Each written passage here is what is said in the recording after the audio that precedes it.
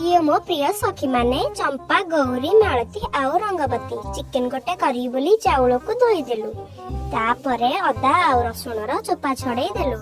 रंगवती को कहलु टिके पियाज काटी देबा पई सिए एने पियाज काटु थाए आखिरु लुह पोछु थाए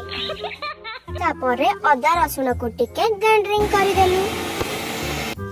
ग्राइंडिंग हला परे चिकेन को धोई देलु धोईकी आलू को टिके भाजी देलु आलू भाजा सरिला परे पियाज को मध्य सेथिरे भाजी देलु मु तो रोसैया नुह एबे टिके स्टाइल मारी के टिके घांटी दउची आउ तापरे आउ जने रोसैया आसीबे आपण देखिबे तापरे चिकेन को पकाई देलु ये होचंदी हमर मेन रोसैया चिकेन एबे पूरा रेडी हेई गला गल्लु गोटे फ्रेश कदली पत्र काटी सेथिरे भात बाढी देलु चिकेन तरकारीटा तो एते सुंदर हेइथिला जे मु खाली खाई जाउ थाए आउ एबे तो सब सफा हो चैनल को सब्सक्राइब करिया पई जमा ही भूलिबे।